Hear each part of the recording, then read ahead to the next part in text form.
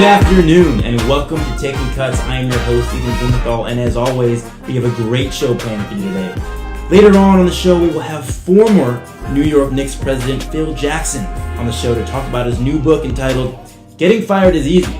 Just sign injured, washed-up veterans to big deals, draft poorly, and constantly give off a I'm terrible at my job and please fire me vibe. And if there's time, he'll also talk about his second book titled How to Come Up with Shorter Titles for Your Books in 137 Easy Steps. But before he arrives, let's talk some ultimate boxing fighting. On June 14th, the sports world got what they asked for. Floyd Money Mayweather versus Conor, I have a dope Irish accent, Mcgregor, is official.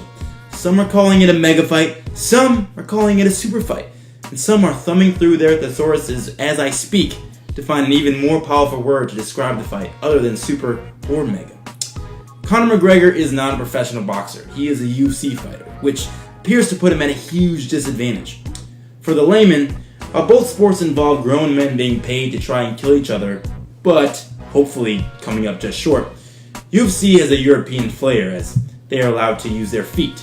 So in that way, it's a lot like soccer, you see, except instead of pretending to be constantly injured because they are tired, they actually are constantly injured and pretend they're not because they're crazy.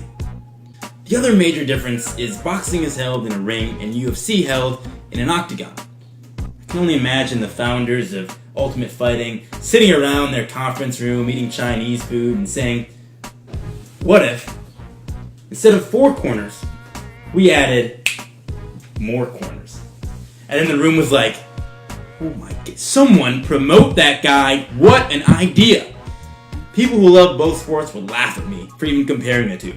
They're so different and require a completely different skill set, they would say. And here we all thought it was only rich white college students who could be so obnoxious and pretentious. Boxers and UFC fighters are certainly hard workers and amazing athletes, and I can have respect for that. But when people ask me who I'd bet on, personally, well, I'd bet on me not giving a shit. And then they say, but dude, it's a mega fight. And I'm like, huh, that's funny. I thought it was a super fight. Which is it, bro? Based on previous similar super mega super fights, it is expected that about 5 million people will purchase the likely $100 fight on pay-per-view, plus millions more who will watch at bars and watch parties and live. For this one fight, McGregor will take home an estimated $100 million, and Mayweather an estimated $300 million. Those numbers are both mega and super, if you ask me. So in 20 years, when their brains turn to mush, at least they will have piles of money on which to rest their heads. The fight doesn't interest me for several reasons, but the biggest is probably Floyd Mayweather. He's 49-0 as a professional boxer, and as they say in boxing, that's really fucking good. But while Mayweather is a great boxer, on a scale of Derek Jeter to O.J. Simpson, he leans a little bit towards O.J.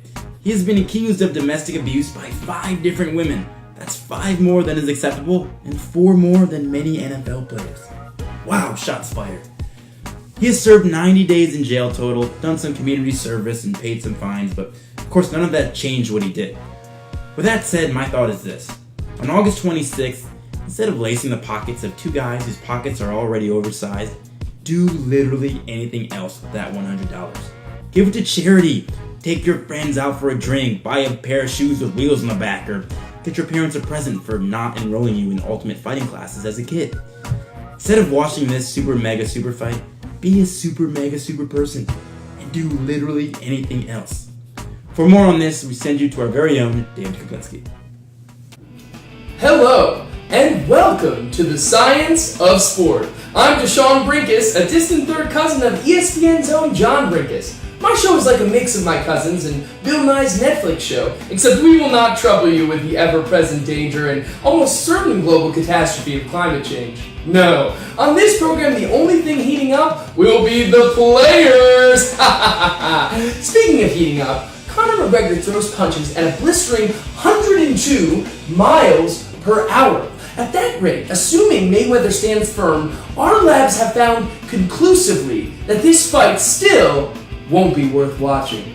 According to the United Boxing Federation, Floyd Mayweather moves in the ring at a pace of 3 meters squared per 4.2 0.23 seconds, which registers as not particularly slow or fast. At this medium speed, experts predict that Mayweather, even after the fight is over, will still be unable to read at a third grade level. You can see the pictures there. Research from the Mcgregor-Nate Diaz fight shows that when Conor McGregor talks trash, his mouth can move up to 40 knots per nautical mile.